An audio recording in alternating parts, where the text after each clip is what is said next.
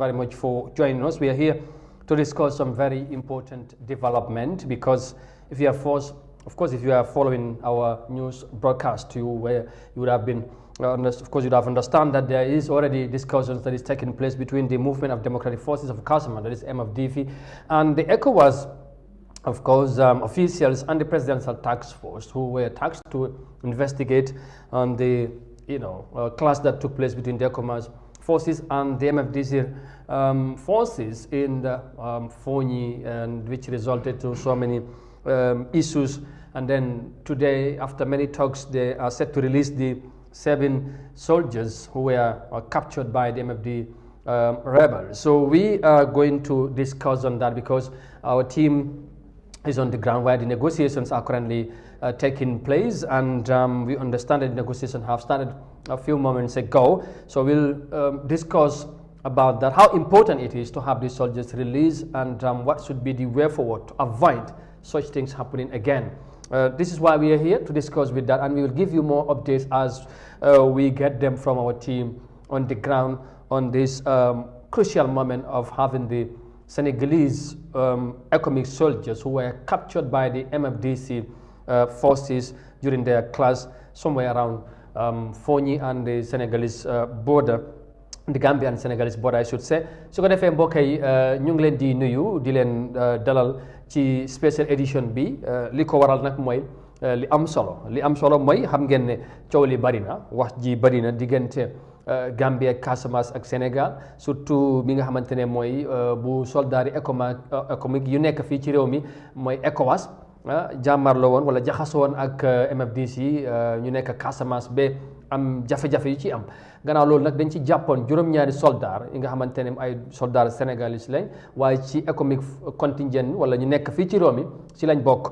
Tax na nag gannaaw waxtaan bu am yàgga am ci diggante kilifa yi tey nangutoo am ñu fas yéene bàyyi li nga xamante ne mooy soldaar yooyu pour ñu mun a ñibbisi seen ay mbokk, waaye tamit ñu mun a free mooy ñu am seen freedom. Tey nag ñu war cee def jàngat ci loolu lan lañ ci war a mun a jàppee, te tamit suñ ndaw yi fa nekk amaana ci kanam tuuti bu fekkee ne yomb na nañ mun a jokkoo ak moom ñu waxtaan bi naka la demee, waaye lenn li nga xamante ne tamit déggee nañ ko ab tuut ci kaddu yi ñu wax ci jotaay boobu leen nañ ko faram-fàcce ci jotaay bi, waaye tamit ñu def ci jàngat lan lañ mun a def ba moytandiku luy mel ni mu am ci diggante ñaari réew yi, waaye surtout rebelle yi ak wala boog ñi nga xamante mooy forces yi nekk Casamance ak Ecomig soldiers yi fa nekk ak Gambia tamit, ndax coow li bari na. ma am ci nag mbégte lool war ci ànd ak suma naataango Modou Mohamed Niang ci jotaay bi incha allah. Modou Niang ñu nuyu la bu baax, amaat mbégte bokkaat ak yow ci jotaay bu am solo bi le ñu war a waxtaan lu am solo ndax coow li bari na. te depuis mbir mi door Eyeafrica am ci taxawaay bu am solo, moo tax tey bu développement bu mel ni am mu nekkaat lu am solo ñu war a toogaat fii waxtaan ci loolu gindi askan gi pour ñu xam lan mooy xew tey. jërëjëf Amadou, maa ngi laa nuyu di nuyu seetaan Eyeafrica TV nekk si biir réew mi ak si bitim réew di fi taataane seen xibaar yi wér te wóor comme noo ko waxee rek. mbiri Casamance bi la, mbiri rebelle yi, mbiri MFDC yi nga xam ne ni ku ne réeroo la mbir coow lu bëri amoon na fi amul si gannaaw. ba ay soqwante fi dal sox seen diggante ñoom ak Ecomig soldier yi fi nekk. mu nekk ñooñu tam nekk ay doomi Sénégal. am ñaar ñi si ñàkk seen bakkan, am ñu téye si juróom-ñaar. tey loolu la nekk di waxtaanee kon lu am solo loo xam ne. jar na ñu waxtaanee ko pour xam loolu nag comme noo ko waxee. Eyeafrica daf si amoon taxawaay bu am solo bu ko depuis 25 January. ñii problème bi mu ngi amoon 24. waaw den 25 Eyeafrica dem na si fil bi. delluwaat fa pour topp lii ba xam si lu leer indil ko askan bi. loolu taxit tey suñ noo ko waxee suñ team baa ngi fa right now si négociation bu nga xam ne mu ngi war a dox. si diggante MFDC ak ECOWAS. Amadou comme ni ñu ko dee yàgg di waxee lépp lu mun taxew rek. si table la moom mu ñu waxtaanee ko. tey gis nga document si nekk di sign si table bi leen ko teg. kon football yi di tàkk ak plane yi di def lu nekk. fu muy mujj rek moo ñu toog waxtaanee ko. kon nag lu nga xam ne mooy mujj. nañ koy njëkkee loolu dafa am solo bu baax. te ñun lii moo nekkoon jubluwaay bi. waaw coow li mu bëri taxawaay buñ ci am. amoon yéene rek lu mel ni am. ñaax ñu ci bokk yëpp ñu fexe ñu waxtaan te jàmm rek moo gën ci diggante ñaar réew yi ak lu ci mënta am. réeroo nag du ñàkk. waaye bu réeroo amee na dal am, waaye ñu waxtaan ñu fexe jàmm amaat. te loolu moo taxoon ñu am ci taxawaay buñ ci am. donte le coow li bare woon na am na ñu foog ne dafa am li tax ñu doon doxalee wala di taxawoon pour askan gi xam exactly lan moo xew, waaye jubluwaay bi moo noon lii kilifa foog ñu jox ci ñu waxtaan ci fexe ñii ñi nga xam dañ leen tegoon loxo ñu bàyyi leen waaye tamit ñu moytandiku lu mel ni soo foog naa dina am solo bu baax léegi dafa am solo amul tey ñi ngi nii toog last time bu leen a wone ku si ne ñu ngi la taka si gannaaw te loolu ñi ko def ñoom ñoo oote woon kon soo gisoon Eyeafrica jóg dem si yaakaar naa bokk na si lu jur lii parce que ñi nga xam ne ñooy team Salif Sadio ñoom ñoo oote woon press conference Eyeafrica dem fa ñi dicté ko dicté leen lu fa xew ak lu mu bëgga tey loolu bokk na si li gën a ubbi bunti waxtaan yi ak vidéo bi yëpp war na si àddina bi dafa mel ni képp ku nga xam ne rek si doon dama yolomal da nga vidéo bi daf la gën a ñambaasaat nga gën a dox ci tànki jàmm pour lii am kilifa itam dañ si gën a taxawaat pour lii am kon tànki Eyeafrica démb ak tey yëpp mooy ne luy xew askan bi xam ko luy xew ñu war a wax jox wax si mu mujj fu leer loolu taxoon waaw surtout nag mbir mi nga xamante ne diggante Gambie ak Sénégal la loolu ñun foog naa ne ku ne am na ci cër waaye surtout media bi moo tax ñun ñu ci doon def taxawaay bu am solo ba tey ji le moo tax ñu dellusiwaat fii fas yéene waxtaan ci loolu léegi lu ñoo def mooy gannaaw bi nga xamante ne mooy suñ team bi bu ñu fa yegsee dañ leen bëgg a wonale ngeen gis naka la kilifa yi yeggee foofu ak suñ ndaw bi lan la jot a wax ci waxtaan bi lu yaakaare noonu lay demee Ousmane Diatta ci of course ci développement yu fi am rek loolu nañ ci ñëw ci kanam tuuti waaye ñu seetaan rek ngeen gis nu kilifa yi yegsee foofu pour ñu commencer li nga xamante ne mooy négociation ci mooy waxtaan bi ba ñu mun a bàyyi juróom-ñaari soldats yi nga xamante ñoom lañ jàppoon.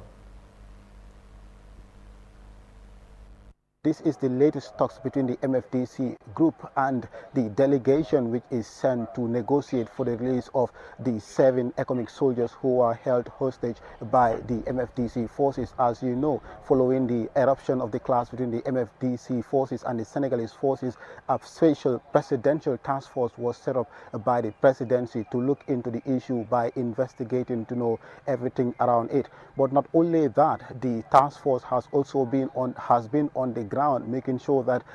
the stage is set for negotiation, and thanks to them, they have made the ground very smooth, and today negotiations is possible. But it will be important for you to know as well that this is not the first negotiation. Several negotiations were held before today, like on the 26th, following the eruption. After 2 days, a negotiation was held between the delegation, which comprises of the ECOWAS team and the RFI, the International Federation for Red Cross. All these were partners in the to make sure that the negotiation goes well. So today is another negotiation, and it's the latest one, and it would determine the release of the 7 Ecomig soldiers who are held hostage by the MFDC forces. And as you know, the recent one which was held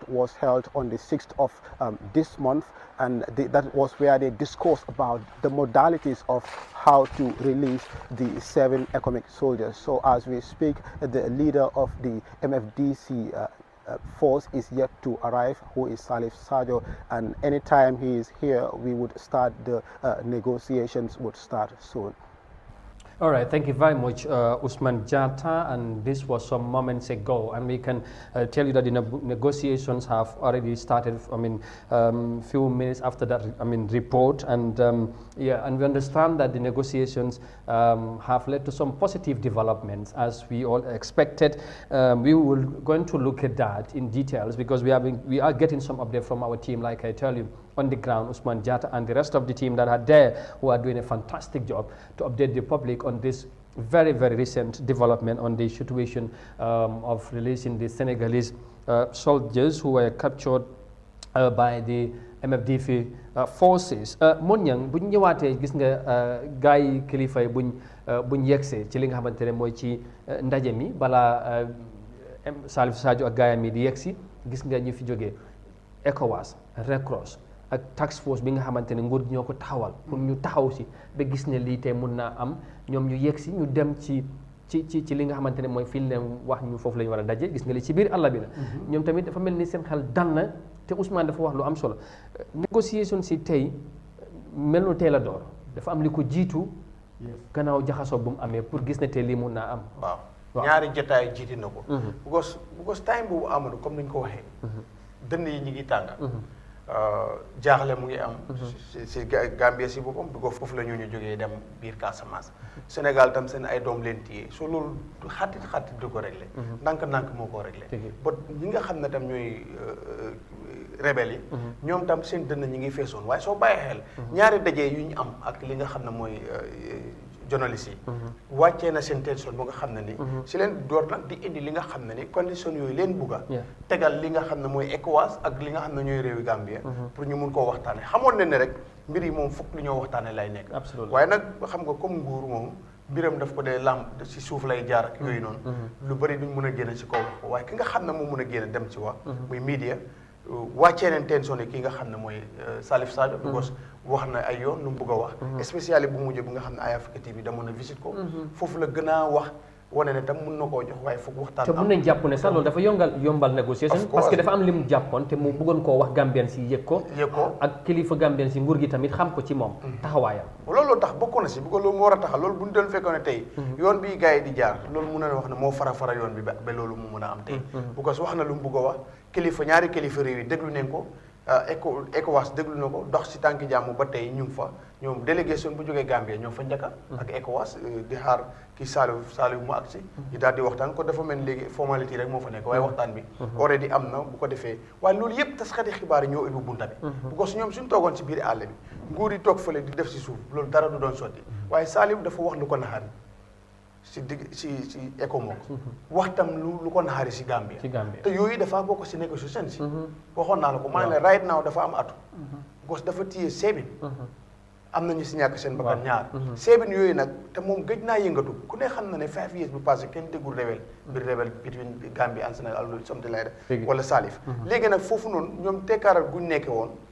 foog fii daf fi am atu bu nga xam ne dafa laajte lu mu bugg a condition nu mu ko buggee si boobu la ñoo waxtaan ak moom loolu moo tax tey ñuy fekkee leen ñoom seen bés te doolu réew ngir fii rebelle yu bëri suñu daaw tax ñoom jàmbakun fekkee nañ seen waxtaan yu bëri daf day jël fly dem France ou ñu dem Dakar waxtaanee ko fa waaye bii nag Salim moo oote si biir àll bi te oote yi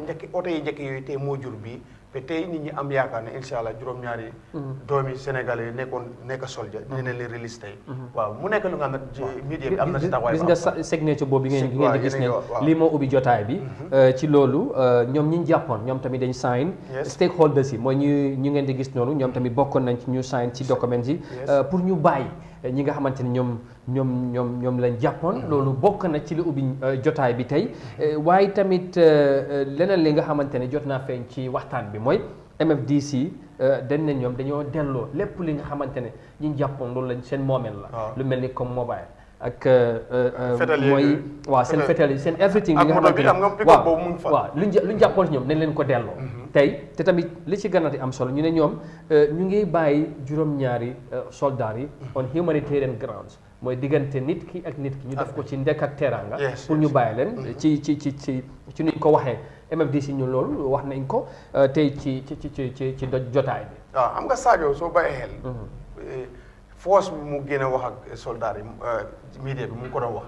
bu fa ECOWAS demee xam nga ECOWAS dem na fa wax ne leen bëgg ñu release leen mu ne loolu ifin tey mun na nekk waaye dafa am moom itam mesures yu mooy teg yoo xam ne ni foog ECOWAS nangutoo ak loolu foog nguur yi Gambia nangutoo tey délégation bi tey ECOWAS ak nguur si ñoo xam ne ni Gambia lañ jógee ñoo fa gën a bëri mu neew ñoo ko jiite because fii dafa moo gën a jege Gambia daanaka Sénégal dugaluñ si seen loxo boole woon leen si sax because ECOWAS la waaye ECOWAS bi tey si réewi Gambia leen nekk moo tax tey délégation bi dafa concentré réewi Gambia ba nga xam ne ni sécurité yi fa nekk yëpp réewi Gambia la ak ñi nga xam ne ñooy ECOWAS ñoom ñoo dem pour def li nga xam ne mooy négociation bi waaye Saliou am naa ne dina si capitalize pour moom itam lu mu bugg a mu am te xam naa ne junju na ko léegi nag dañoo xaar ndax dina bokk si condition yi ñoo sayen ne pour troupe bu nekk Kanilaay ñu génn fa au nord te moom mentionné na loolu depuis first day mu dajee ak ñi nga xam ne ñooy journaliste ok loolu am na solo xam nga ne comme ni nga ko yàgg a waxee condition yooyu amaana suñ team bi wala suñ ndaw bu fa nekk bu jokkoo ak moom dana ci gën a indi leeral waaye ci yenn update yuñ jotagum ci waxtaan bi MFDC ñoom lu ñu wane ne ci waxtaan bi nee nañ nekkuñ di xeex ak Gambia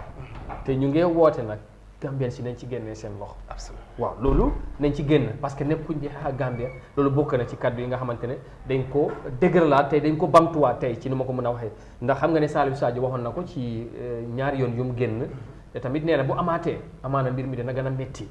ci Gambia ba pare nee na nag bëggul ñu toll foofu tey tamit dafa mel ni nañ ko waxati loolu ñu naka lañ ko war a mun a déggee ak suñ kilifa yi lan lañ ci mun a jàpp déggantaan. waaw Saliou moom lu waxoon Amadou xam naa du si génn wax naa la ne troupe bu nekk ak Kanilaay daf leen xatal. te nu mu ko waxee nekkul di xeex ak Gambia. kon tey mun neen wax ne gos comme ni ko olof yi da waxee saa yoo gisee sa tubéy sa xarit. sa mbubi xarit sa noon mu sol ko. da nga foog nga bàyyi xel si xarit boobu noonu. bu gos fan la jaar ak sa noon boobu ba jox ko mbubu boobu. so loolu daf lu jar a léegi tey loolu la Salif di calculer. bu gos right now troupe bu nekk Sénégal Kanilaay. neexut Saliou. moo jur lii tey. so boobu dina bokk si depuis day one moom mu ngi mention na ñooñu foog ñu jógee fa. dafa bokk si negotiations léegi nag ñooñu ndax dafaa jaral Gambia léegi balaa beneen boor di jógee fële di ñëw di indil Gambia problème te ñii de ñëwoon pour xaar Gambia mu am problème jàmm am fi. right now foo ñi there is no problème amul problème bu fa nekk. boo xam ne nii dina war a jaral Gambia te mu faa bàyyi ñële ba ñuy jotee troupe Saliou Sadio ba ñoom problème bi war a mujjee ñëw si li nga xam ne mooy Gambia. soo góobu ma ne loolu amal na ko njëriñ Gambia because ECOWAS wax dëgg yàlla ñu ngi fi de. ñi ngay xaar jàmm waaye itam nag absolument réew mi itam jàmm moo fi nekk. gisuñ problème bi xew foo ñi. waaw ba nga xam ne di nga fa teg troupe bu nga xam ne ni dafa war a nekk foofu di xaar jàmm. soo lu ñuy def mooy ne su fekkee dafa bokk si négociation yi. ñoom dina fëkkee na loo foo ñi Gambian sécurité bi ñoom ñi des fa. yore li nga xam ne mooy kaaraange foofu te loolu yàggoon na. because réew la woon biir former président bu fi nekkoon foofu la dëkkoon. te nekk na fa 22 years. dégg mosuñu dégg problème bu fa am. ñooñu nag ba léegi ñu ngi fi. ñooñu war nañ mun a des foofu amee li nga xam ne mooy. kaaraange réew xam naa loolu nañ ci ñëw ci kanam. parce que tamit foog ñu def jàngat. jafe-jafe lu bu ci juddu. ba waa foo ñi tey am ñi nga xamante ne dañ migrate mooy jógee fa. ak comme ak situation bi nu mu mel foofu. xale yi ñemetun dem school bu ñu gisee Ecomig ak seen ngannaay dañoo ragal ak yooyu. dégg nañ ci dégg nañ ci waaw exact lañ ci ñëw. loolu ci kanam léegi ñu desandi ba léegi ci kaddu yi nga xamante ne MFDC wax nañ ko. ñu ngi sàkkuwaat beneen yoon ne Gambia nañ fexe ñu wax ak Ecomig bi mooy ECOWAS ñu xam lan mooy seen mandate. ñu am si loolu. ñu bañ a dugg ñoom seen territoire yi. ba leneen di jaxasoo di ci am. waaw loolu war na mun a nekk because lii gën a wax naa la ne 5 years. dégguloo MFDC am jàppante ak fenn jàppante bii nag tey moom dafa ëppa te itam nag Gambia war na see mun a màndu because Gambia itam amul problème si boor boobu boo xam ne jaral na ko ñii di fa stay ba ñii am ak problème ak MFDC loolu moom ñu waruñ koo nangu saafara buy ñëw di jur jàngoro léegi ñoom xam naa ne dana bokk si number one point si nga xam ne la MFDC di discourse parce que loolu yàgg na koo junjaat ko te wane na ne amul problème ak Gambia te lu ma jaaxal amul MFDC depuis 1982 ñu ngi foofu kon mosuñoo am problème ak Gambia seen lu bëri sax du ko génn Gambia fii leen ko doon def est-ce que lu indi lii mooy kon ñu yàgg a wax MFDC mooy Salif Sadio dafa gis ne Sénégal dañ mbubboo ECOWAS of course mbubboo Gambia ECOWAS bu fi nekk xëy na ñu jaar moom noonu la ko est-ce que du ko gisee noonu xëy na moo tax mu agressif wala mu am taxawaay bu mel nii di wane xadar di jàpp ne lii bu amaatee dina métti dafay jàpp ne Sénégal dañ mbubboo ECOWAS ak Gambia pour attaque ko comme gis nañ ni Ecomig seen forces yi dañ jaaree Sénégal jóge foofu. waaw loolu leer na because gis nga tey bi nga xamee ne ni téyewoon nañ si soldat yooyu kenn. mu ngi la ko doon wax ne ñoom seen mission moo doon pour ñëw Gambia. xaar Gambia ñoom sax daf ne xaar président Barrow ba du xam naa président Barrow ku ko xaar rek xaar nga réew mi pour Gambia mu am jàmm waaye finally ñoom ñu ngi mujj Casamance. xam nga boobu dafa doy waar waaye léegi doom foog ñi ooyee leen Ecomig soldier because right now négociation bi ECOWAS ñoo ko nekk. yaa ngi gis gaa ngi dugg ci moto bi. waaw dafa mel ni léegi tey gaa yi ñu ñëw. dafa mel ni fu nekk nii yëf yi daanaka sori na. léegi luñ ci mën a te affaire yaa ngi doon wax affaire ngànnaay yi. update buñ jotoon ci Ousmane Sonko ñu ngi doon wax ne loolu daay buñ doon waxuñ sax si affaire seen ngànnaay nag ni leen ko delloo am dem waaye gis nga fu nekk ni ñoo eggee ni ci moo def gis nga yoruñ dara waaw ci wàllu ngànnaay waaw mun naa am yooyu xam nga pick-up mu ngi fa full pick-up bu gars yi jëloon si soldat yi mu ngi fa mun naa am mun nañ ko def xam naa ne Saliou waxoon naa la ne Saliou ku gis nu mu waxee ku bëgg waxtaan la parce que moom itam géej neen koo dégg géej neen xam si moom dara good 5 years bi itam lu gars yi nekk foofu noonu dafa leen di stop because bunta la bu nga xam ne ni itam wax dëgg yàlla rebelle yi Amadou foofu leen doon am koom-koom tey bunta boobu nag dafa ñëw fatt te itam nag même lii si nekkee ne ECOWAS mission moo fi indi woon soldiers yi nii bot am na leneen lu si rax bu ko lu si rax mooy ne mënuloo gis ku ñëw indi ECOWAS ba pare yow aaruloo àll réew bu la tax a jóg kon yaa ngi ñëw aar réew bu nga xam beneen réew nag te spécial yow doomi réew boobu nga kon affaire yi ECOWAS moo leen fi indi am na côté fooñi bi am na lu si rax lu si rax loolu nag dina leer parce que ñii si li bokk na si li ñoo nangutoo ak Saliou loolu dina nekk number one te su amul Saliou dina oote waat beneen presse waaw parce que moom sax bokkul ci moom ci boppam ñëwul ci waxtaan bi moom Salif Sadio teewul ci nuñ ko déggee dafa am keneen ko mu yebal pour mu ñëw teewal ko ci négociation bi waaye comme na ko waxee moom wax na waxati na xam na mun naa mu jàpp ne lépp li mu waroon a wax tey wax na ko te kàddoom bi kilifa war nañ ko mun a dégg comme tey négociation formalité yi moom moo ci desoon ñu ñëw ñu matal waxtaani sarta yi mun naa ndaw buy ñëw teewal ko kooku indaale kàddu yi mu waroon a ñëw wax waaye tamit lépp lu ñuy wax ñu teg ko ci black and white ñu signé ko pour comme ni ngeen ko gisee nenu fexe lépp lu ñu cee wax ñu xam ne dañ ko nangutoo ci négociation si kon xam naa ne lu ci mënta am ci affaire weapon si ak yu ndax delloo nañ ko am déet loolu ci kanam nañ ci gën a ñëw task force bi nga xamante Gambia tamit dañ ko mu ngi noonu lii moo nekk seen jaget si montor bi mobile yi lii yëpp lañ nangoon seen xaw so lii waxoon nañ leen ko delloo lii moom comme noonu lañ ko Ousmane waxee te gis ngeen ne mu ngi noonu so loolu tamit mu nekk li nga xamante ne mooy am solo waaye affaire rifle xëy na seen féetali ak yooyu ak moto bi loolu xëy na loolu leneen lañ ko def bu dee bu fekkente ne nangu ko am na waaw loolu nañ ci xam dara incha allah léegi task force bi ñoom tamit gannaaw bu ECOWAS bi waxee wala MFDC waxee ñoom tamit wax nañ ci seen kàddu nee nañ léegi nañ fexe ñu taxawaay bi nga xamante ne duñ farak kenn duñ farak MFDC wala beneen li dafa mel daal dañuy yem seen place su ma déggee luñ bëgg a wax parce que dañoo neutral mooy nekk ci digg bi daal bañ a farak fenn ci li leen war ci mbir mi ñu def ko waaw ñoom ñu loolu mooy seen taxawaay loolu lañ tontu ñoom task force bi nga xamante ne ñoom ñoo demoon ñoo diggante Sénégal ak MFDC seen diggante daal lu ci nekk ñoom duñ far ak kenn dañoo nekk ci digg bi daal di luñ xëj na luñ ci war a mën a def duñ nekk ne da nga xamante dañoo far ak kenn ci ñoom ñaar waaw loolu de xam naa ne Amadou si banta yi bokkee moom fara am na waaw parce que gis nga banta yooyu fu muy jógee si Casamance laay jógee te gis nga bant yooyu noonu rebelle yi dañ ci am doole bu baax képp kuy jëflante mbiri bant rek xam nga ne ñu bant yooyu rebelle yi dañ ci am solo kon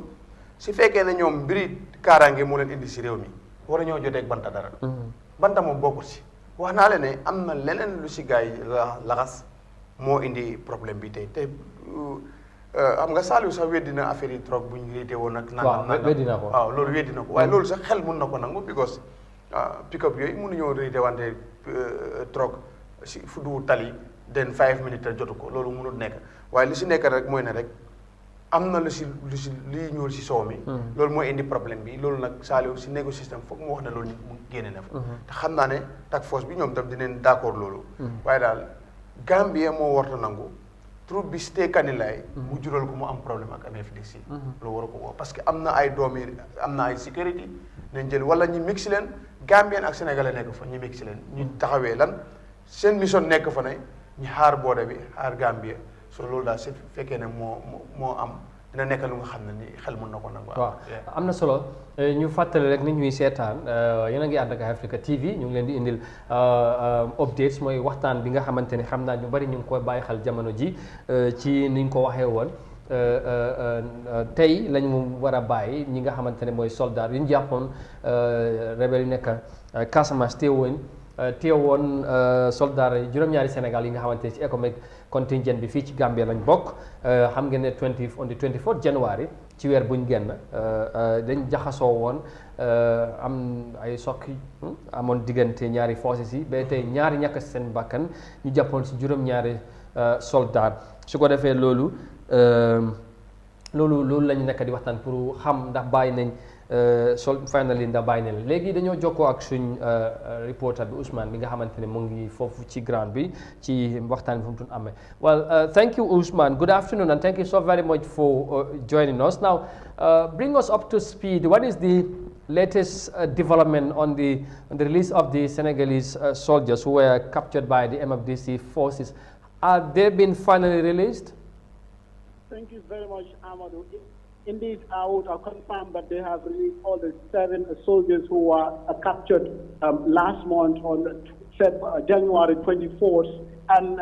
just before coming to some of the things that were discussed during the release, I would just want to let you know that we are part of the convoy that is taking the 7 Ecomig soldiers, and they are currently headed towards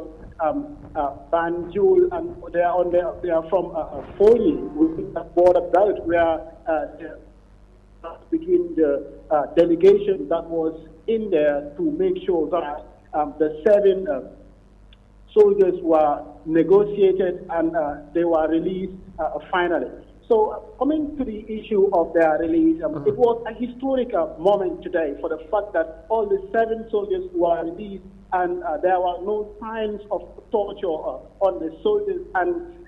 the MFDC forces have reiterated their words again. It's like a repetition of what they have been saying. They are not fighting with the government of the Gambia, neither the ECOWAS. So what they're saying is they are fighting with Senegal, and they don't want the presence of the Gambia government to be involved in it, for the fact that Senegal, Gambia and Casamance had close relationship, and they have been known for a peace for decades. That is one thing they have reiterated, that they don't want the presence of the Gambia government in the fight, in their fight against Senegal. And they have also indicated that they are not terrorists, they are freedom fighters. They are fighting for the freedom of their people. So because of that, they have taken the decision to return back, in fact, some of the materials which belong to the 7 Ecomig soldiers, that is, from their phones and other valuable items. But surprisingly, they did not deliver some of their materials, like a watch which they claim that belongs to from the Senegalese army. And for that being the case, they will not underestimate anything that comes from their side, because it has to do with security issue, and anything that has to do with security, they cannot undermine it, because it can jeopardize their security. So that was one thing that transpired. But for the record, all the 7 soldiers have been released, and currently they are headed towards Banjul. And during their release, or before their release, the 7 soldiers had to, the ECOWAS officials, and not ECOWAS officials, the lead negotiator who came from Italy, and equally as well, the Colonel Musa Traoré, who is part of GAF, all had to sign documents before these 7 soldiers were released to. Okay, Usman. Yes. If I can come in here, now the release of these 7 soldiers were widely reported both in the Gambia and Senegal, and many were anticipating for this moment. What were the basis of their release? Do we know? Basically, we did not receive any form of basis with regards to their release. No conditions were attached as far as the event was concerned. This was in fact communicated by the operations commander of Salif Sadio. He said they are releasing these people on humanitarian grounds. They have not mentioned anything like conditions which they have put to them. But what is clear is that we have seen the operations commander issued a document to the political advisor of ECOWAS, who is also part of the team engaged in the negotiation of the release of the 7 soldiers. And the document was given to him by the operations commander for it to be handed to the president of the ECOWAS Commission. So probably, who knows, we may insinuate that the conditions are being attached there, but as far as the event is concerned, they have not mentioned anything like conditions or basis on which they have released the 7 Ecomig soldiers. So basically, what they have made clear is that they have released the 7 soldiers on humanitarian grounds for the fact that they are not bandits. They are people, they are freedom fighters fighting for the freedom of their people, which happens to be Casamance. All right. Now, again, on the negotiations today, we understand the task force was there, some of the officials, the ECOWAS officials, and of course the Red Cross officials also were there. Was Salif Sadio himself present, just to clarity purpose? For the record, Salif Sadio was not part of the team today. He was represented by his operations commander, who was Pap Sane. He was the one who uttered all his statements, or who spoke on behalf of the separatist leader today, which was more of the same words he has been saying in their previous sessions with the media, that is, they are not fighting with the Senegalese, with the Gambia government, rather neither the ECOWAS forces, but they are fighting against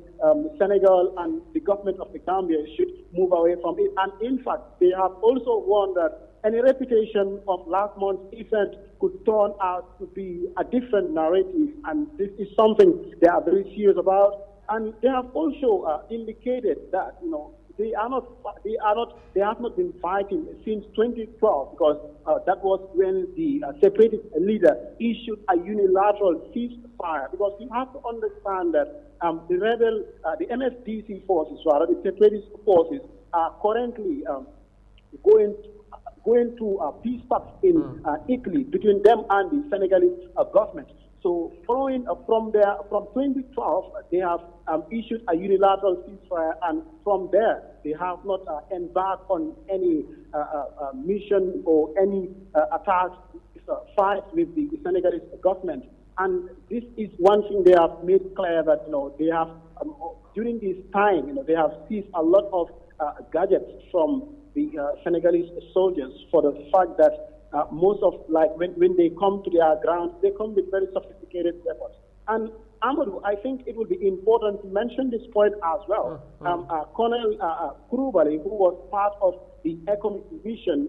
who accompanied the mission, rather, the negotiation team, also pleaded to the Mfdc forces so that they can recover some of their weapons, because he in fact said these weapons are very quality weapons. They are modern weapons, and this is just trying to tell us that the MFDC forces, what they are saying is the truth, because for the fact that they have declared that these people came with very sophisticated weapons, very modern weapons, and according to them, if they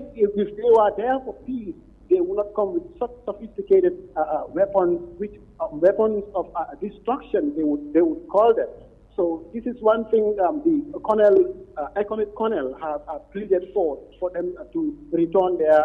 weapons. So did they get them back? Were they able to get back? It cannot happen overnight, and with time they would also apply for the release of their gadgets. Okay. But equally as well, the MFDC forces at the latter part of the event, they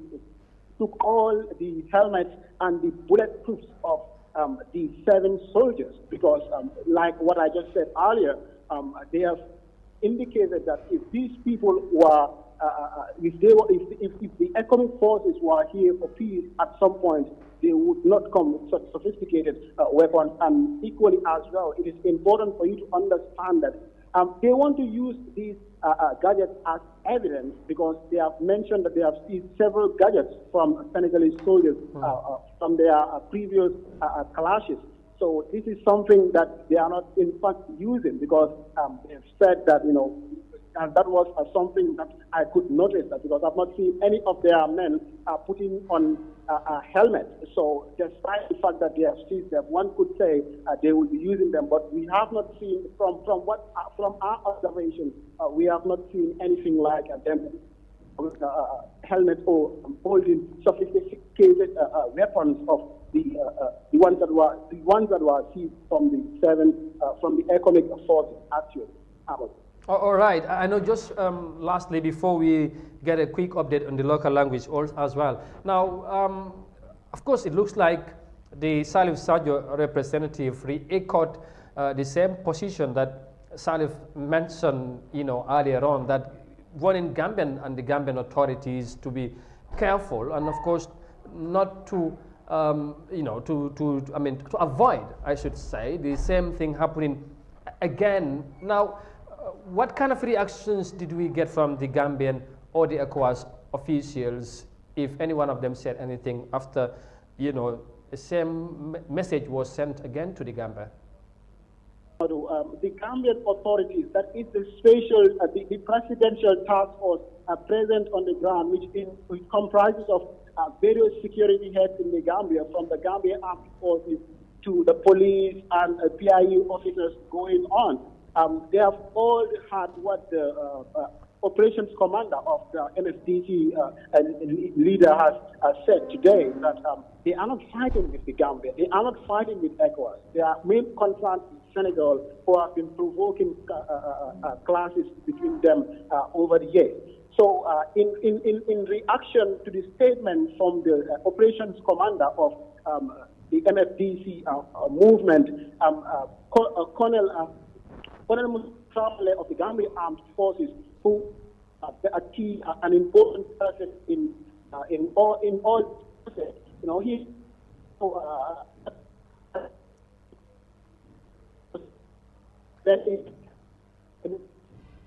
he has also.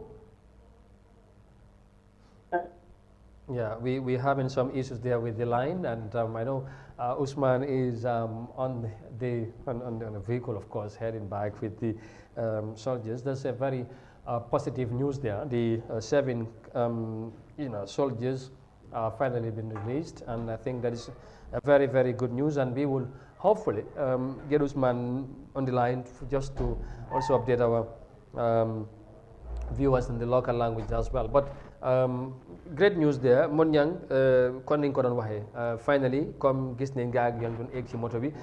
ni ko Ousmane waxee dafa mel ni lu ñu doon xaar loolu am na ci jàmm kilifay waxtaan nañ ba juboo ak MFDC forces yi biñ sign ay kayit am luñ tënk xamuñ nag lan moo nekk ci kayit bi waaye liñ ci mën a jàpp ñu wax ko te mu wóor ne mooy bàyyi nañ juróom-ñaari soldats yi nga xamante ñoo leen jàppoon. loolu moom leer na ku nekk gisal nga ko sa bopp bàyyi nañ leen ba dugg nañ si li nga xam ne mooy moto bi pour jëmal si li nga xam ne mooy Banjul comme ni ko Ousmane waxee te xam naa ne xam nga network bi sooy dem mu ngaa dem some place yi nga xam ne waaw du lu xam naa loolu moo dal Ousmane ba nga xam ne ni comme que ñu ngi toppante moto yi dafa xaw a lifin waaye lii la askan bi doon xaar ñaari réew yëpp di Sénégal bi ak li si munta nekk loolu la ñëw oyoo te loolu moo fa nekk moo tax tey nga gis ne délégation bi daanaka task force buñ select ne yóbbu ko fa Gambien si ñoo ko jiite gisaloo fa benn ñooñu foofu lañ jógee dem moo tax foog ñi gis ko gis nga colonel comme nu mu la wax noonu di commission of West Coast Region tam paate gis nga ko moom tam bokk na si mbir yi parce que region am tam la gaay nekka moo tax taxawaay bi am na solo te lii leen doon xaar moo tax Amadou lii rek war na mun a ee nañ rek anything rek mun nañ seen jiital waxtaan dafa am solo tey foofu si biir àll bi la waaye teebul leen yow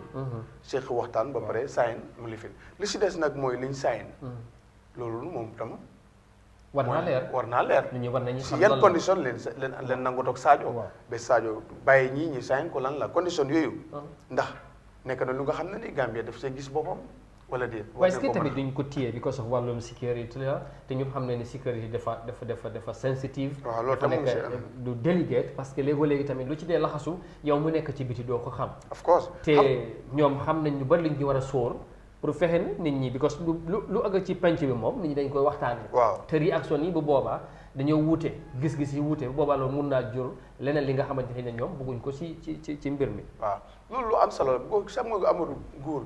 gis nga ñi ngay wax boobu ba léegi góor yi génnuñu wax. ñële génnuñu wax. dañ si téye wax ju du mun a bari te ñoom ak Saliou neexoo. Gambie itam foofu la ñooñu ñëwee. dugg fi. ñooñu itam ñu ngi woon mission ñu ngi Gambie. soo Gambie itam di si mun a tekkaaral léegi li si des muy nguur dafa am lu nga xam ne ni si suuf la ko dee toppatoo tey lii feeñ na si bu ko sa time boobu noonu ñoom ñaari nguur yëpp ñu ngi ne ifin Sénégal seen nguur sax dafa ay seen média ñu toog ko baawate li si nguur li si ama ko bon nit ñi xam ko sax si média Gambie spécial Eyeafrica TV ba sax nguur sax mënoon naa dem amoon na si sax taxawaay foog ne taxawaay Eyeafrica bi mais bi dina xajamal waaye tey looloo tax ñu xam soxla Sadio loolu tax Sadio wax leen tey lu mu bugga te condition yooyu mu wax si Eyeafrica condition yooyu noonu bokk na si agreement yi am nga feeral nañ ko feeñalu ko number one dafaa nekk ne troupe boobu dafaa jógee kanaa ñoom ñu ñàkk faa jógee ñi xam ne bokkul si wala comme ni ko tag foo si waxee dinañ tëddee jaaxaar du am kumba ndey am ndey kumba amul ndey loolu nag su noree am mooy ne ñuy duggoo ko génne dina leen bàyyi tëddee jaaxaan bi yëpp loolu la bante yi Gambien si doon dem di jëli fa Sénégalais troupe bu nekk fooñi boyaam dootuñu am right aya trop suusu because loolu is not their concern nekkul seen duty pour ñu lijjanti loolu ci biir réew mi fii benn loolu fekkee ne nekk suñ gisee loolu stop mu ngi amaat ñu xam ne loolu kon gars yi tëddee nañ jaaxaanaay ñu xam ne loolu bokk si mission yi nag ECOWAS waaw loolu bokk si mission yi ECOWAS troupe boobu li leen fa war a def mooy pour ku nar a ñëw daanu si kaw réew mi wala ku war a indi xajamal si sécurité Gambien fan naa loolu la woon te loolu amul foo ñi Casamance yàgg na mosuñoo dégg comme 24 janvier li fa xew mu xew fa ba tey doomi foo ñi di dawee si dëkk yi di ñëw si komba fii wala mënatuñoo dellu nga gis fuul kër mu empty loolu absolument ok dina doy waar trop. te xam naa ne léegi loolu am na solo léegi gis nañ Salif Sadio ñaari yoon mu génnaat tey ñàkk a teewam ci mbir ci jotaay bu mel nii bi nga xamante ne si lañ war a nangutoo finally pour ñu def formality sign mu ñàkk a teew moom waaye ñu ne ndawal buur la waaye moom ñàkk a teewal ci bés bi est-ce que dana am lim wàññi wala daanaka moom ku fa teewal mun nañ jàpp ne tamit dafa mel ni moom moo teew. no xam nga movement la. waaw ñii dañ day am advice comme ni président si day amee advice. mun nañ ko advice mu toog ko kilifa la moo dogal. jarul sax muy ñëw si ground bi dafa xalal sax wàññi moom ab kilif taate. waaye dayoo bu mu am si mbir mi parce que daf si am dayoo. parce que moo amoon atu yi moo téyewoon buum bi. soo léegi nag da ngaa gis génn na wax mbiram. time boobu ki nga dënn la doon waxee. soo léegi nag comme que release bi nii du necessary moom mu ñëw fa mun naa am advice ba waaye opération commande am. ku important la ebal. ko xam na ni moo amee mbir yëpp kooku la ebal tey kooku ñëw joxe yëpp waaye si kàddum la. soo absolument si mouvement bi si doxalin pour moom tam dayoom mu téye ko. mun naa ñàkk a ñëw si bis bi. kon li si gën a important mooy ifin bu yónnoon sax benn lu ndaw sax waaye as far as release leen gars yi rek. loolu mooy mission bi nga xam ne loolu la si Gambie doon dox. te am na ko si. ok loolu am na Sénégal doon xaar. te am na ko kon génnam ñàkk a génnam. amul problème waaye pour mu garder dignité am. pour mu garder tam kilifte tam mu ñàkk a ñëw si la gën a kilifte gi di gën a am solo waaw ok léegi lii fan la bàyyi diggante Gambia ak Sénégal ak rebelle yi parce que MFDC ñoom seen am na yu ñoo sàkku ci nguuri Gambie lan nga foog ne loolu moo war a nekk taxawaay suñ kilifa yi parce que coow li bari na ci mbir mi. Gambia tey musutoon laale ak lii waaye tey ECOWAS bi nga xamante ne dañ am mission ci réew mi ñëpp xam ne fexe jàmm ci réew mi loolu am tamit aar président bi ak comme ni nga ko waxee tey ñoom ñu ngi jaarale fii ba tey lii diggante bi ñoo gis nu mu demee waaye balaa ngay tontu loolu ñu delloo ak Ousmane mu ngi ci line bi dafa delluwaat Ousmane jërëjëf léegi. ñu gërëm la santal bu baax ci liggéey bu am solo bi la ñu bugg a tënk rek comme ni nga koy waxee léegi nii ci waxtaan bi ci kàllaame nasaraan mun ngaa confirmer ne lu ñu doon xaar tey am na mooy soldat Sénégal yi nga xamante ne jàppoon nañ leen bàyyi nañ leen ci ndaje bi nga xamante ne teewoon nga fa tey. jërëjëf Amadou kon niñ ko noo ko waxee rek. Sénégalais Ecomig soldier yi nga xam ne sax yooyu lañ MFDC forces yooyu lañ téye woon tey nag bàyyi nañ leen ci jamono yu nekk di wax nii sax baa ngee xool en convoy bi because ñëpp ñoo nekk si benn line bi te soldier yi ñu ngi leen di yóbbu boori Banjul fu mu nekk nii nag xamanguñ nag soldat yi ndax dañ leen di yóbbu Sénégal wala leneen waaye fu mu nekk nii nag xamanguñ but basically loo xam ne sax moo xew si place bi nga xam ne sax foofu lañ doon waxtaanee seen mbir bi moo di nekkut si biir foo ñu nekkut si biir like si diggante foo ñu ak Casamance la nekk. te tey fu mu nekk nii bàyyi nañ soldat yi te si joxewuñ any condition lu tax sax ñi bàyyi leen waaye wone nañ ne ñoom dañ leen bàyyi on humanitarian ground ngir ne ñoom di MFDC forces yi sax ñoo nañ wone ne ñoom duñ ay rebelle wala sax ñoom duñ ay bandi yi nga xam ne sax dinañ nekk di saaca si biir àll bi waaye ñoom dañu nekk ay soldats yi nga xam ne ñoom luñ nekk di ut mooy gis ne Sénégal Casamance am nañ seen freedom ñoom loolu lañ nekk di ooyee seen boppa ñoom ñu ne ay freedom fighter lañ so ñëw nañ gis ne like seen soldiers yi ñëw nañ leen parade waaye balaa ñu leen di bàyyi nag gis nañ ñi nga xam ne sax ñooy presidential task force ngir ne lii yëpp bu mu commencé si weerum January 24th of January président bi dafa taxawal lii di presidential task force yi nga xam ne sax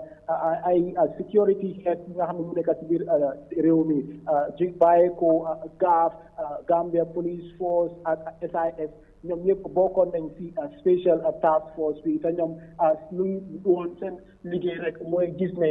ñu investigate ñi xam lan moo nekk si gannaaw problème bi yëpp te bokk na si ñi nga xam ne sax ñu tax ba négociation bi mu mun a happen mooy presidential task force bi so si kaw loolu nag balaa gars yi ñu leen di release jox nañ leen ay kayit yi nga xam ne dañ ko signé pour wane ne ñoom bàyyi nañ ñun because di nga war a understand ne Senegalese government bi ak separatist movement of MFDC fu si jamono yu ñu nekk nii gars yi ñu si lii nga xam ne ñu ngi ooyee peace talk waxtaani jaama bi nga xam ne sax mu ngi xew Rome Italie pour gis ne nuñ mën a saafare xeex bi nga xam ne moo nekk si diggante ñoom seen diggante ak Senegalese government bi nag ñoom nag MFDC forces yi ñoo nañ leeral ne ñoom nekkuñ di xeex ak Gambia bi tamit nekkuñ di xeex ak ECOWAS ñoom ñu nekk di xeexal mooy Sénégal te ñëw nañ ñaax nguuri Gambia pour ñu génnee seen gémmiñ si ñoom seen problème bi nga xam ne boobu lañ am suñ seen diggante ak Sénégal pour gis ne seen mbokkayaa bi mun a continuer because wane nañ ne Gambia ak Sénégal ay mbokka lañ te suñ Gambia bi suñ naree dugga si problème bi na nekk loo xam ne sax mun naa yaaxa seen mbokkayaa bi waaye kon ni nga ko leelalee rek bàyyi nañ 7 soldiers yëpp loolu nekk na li nga xam ne dëgg la bàyyi nañ leen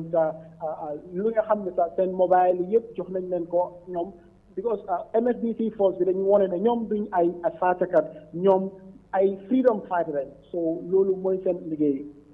ok loolu am na solo yaa ngi tudd nga seen mobile gis nañ ko seen ay montor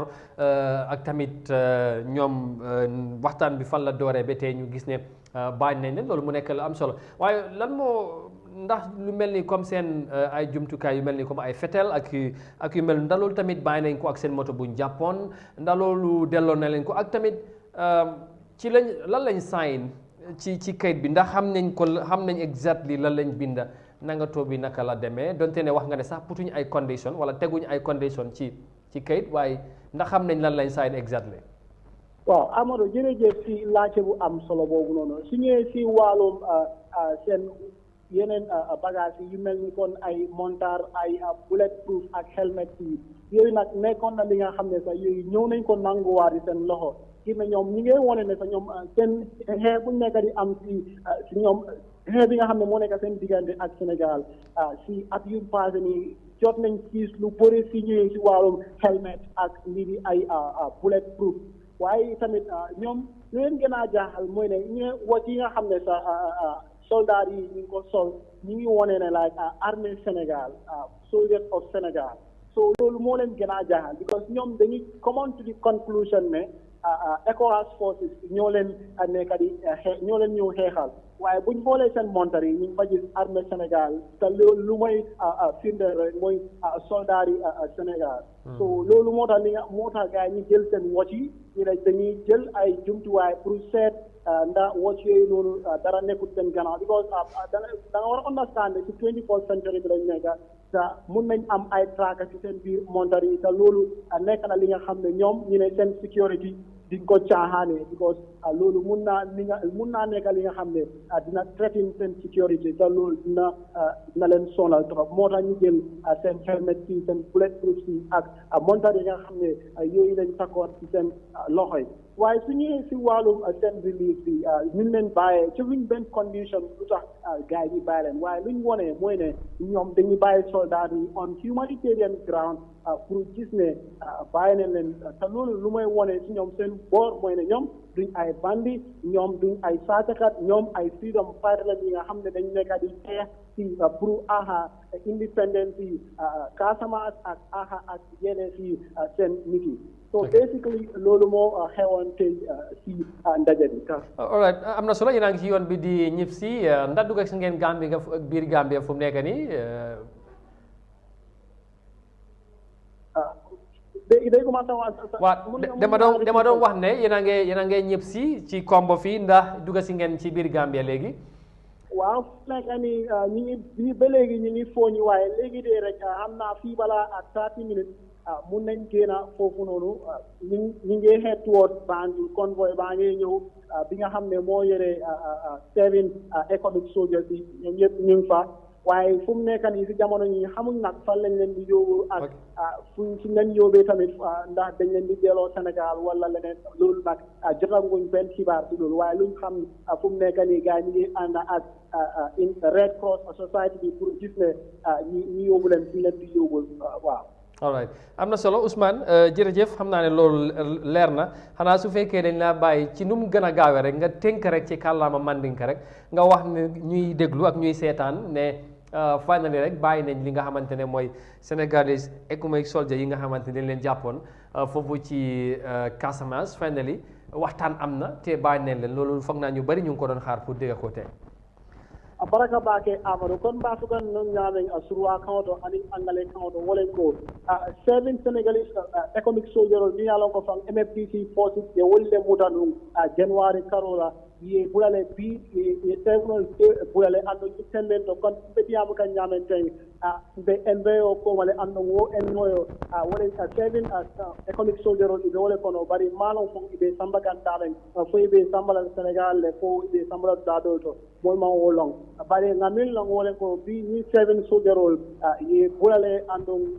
ni MFDC forces fo ya idan di ko iman condition yidandi mi ati ta ko wala na ye bula bari ye min fo wolen ko ye bonnile ye bulale on humanitarian ground andum fana inata yidandi ko itol manke bandiolti wala fan imanke sungolti mi yalan ko fan ibe molla tangol sunyala wo kan inata kera bagazol fo tendi ama mil boko mobile anin ku kotendol bari ngati ko danin programme fo be banna inata ga gala halmetol ta ila bulletproof soul anin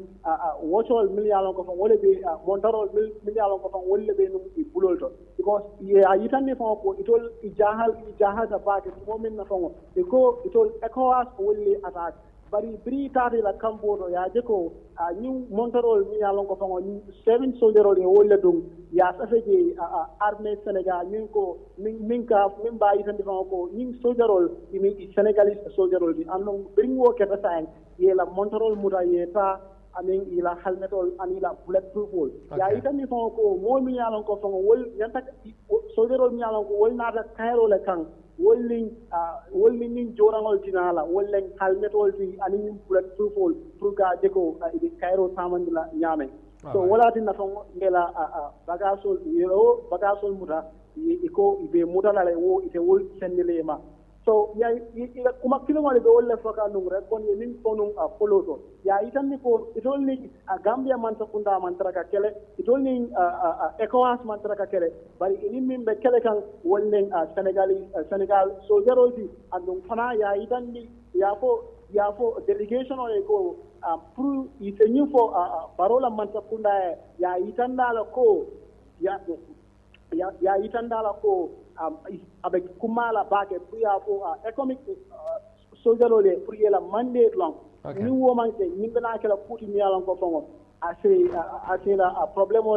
nadino ko tanke so ni kala puti mi yalan ko wolle fo kilanu bi andon kon nga faale jaben bi 7 soldier ni be bulale andon ni tembento ni bitakan ni red cross be convoy kono bari malon fon ibe sambakan min dole Amadou. All right, abarka bake Ousmane, thank you so very much. We wish you safe journey back home and a fantastic update and job well done.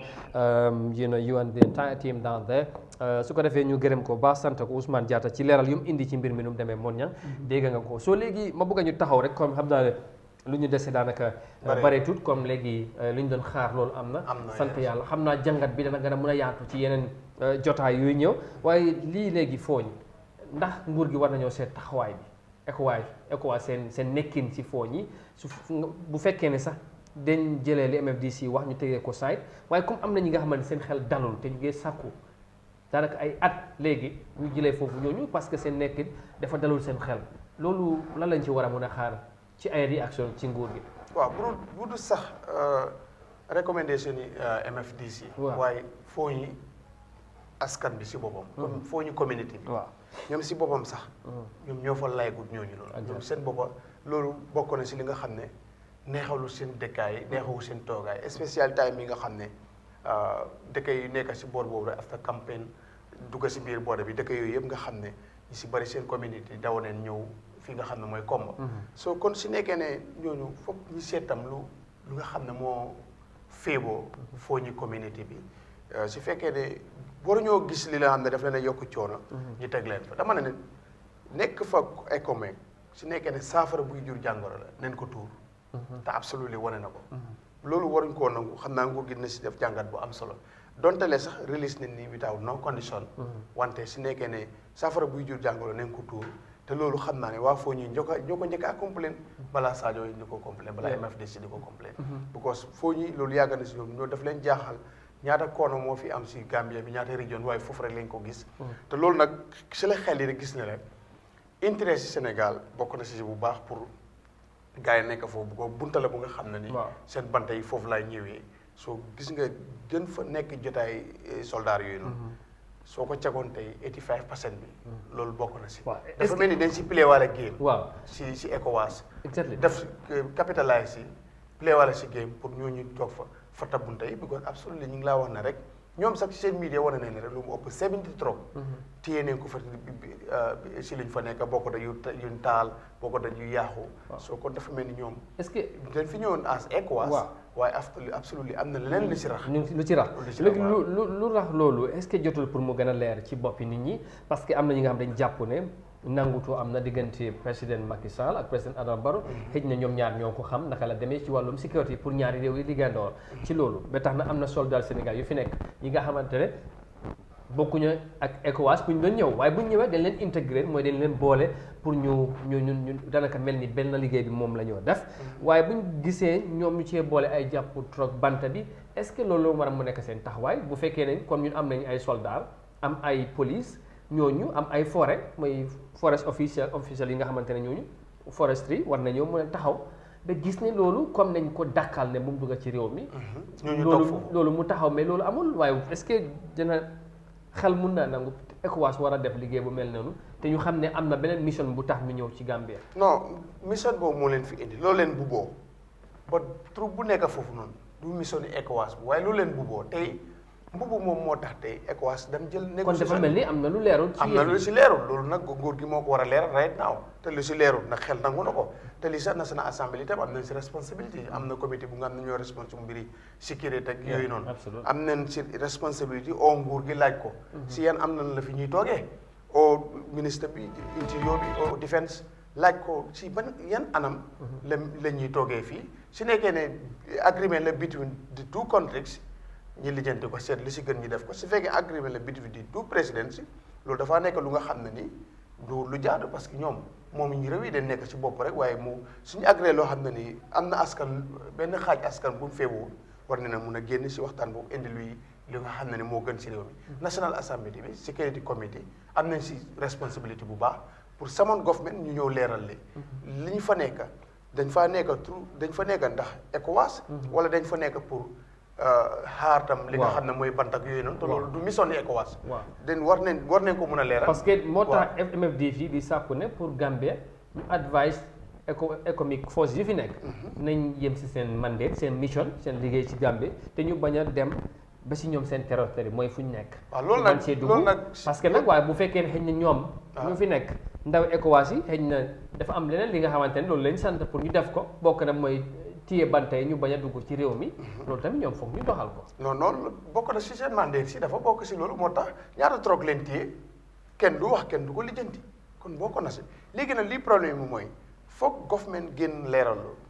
agreement si is between the two president or between the two countries loolu moo war a leer dañ si war a lit askan bi oo ñuy firi si askan bi waaye seen nekk fa léegi nii saafara su jur jàngoro right now war nañ ko tuur ñi si am pexe mooy comme ni ma la ko waxee National Assembly foog ñu indi si leeral leen samoon government bi ministre bu loolu gàllu wala président bi au vice ñu leeral askan bi lan moo leen fa teg ECOWAS mission or not parce que ECOWAS mission nag lijjanti ay bant yi du ko génn absolument fa naa bokk si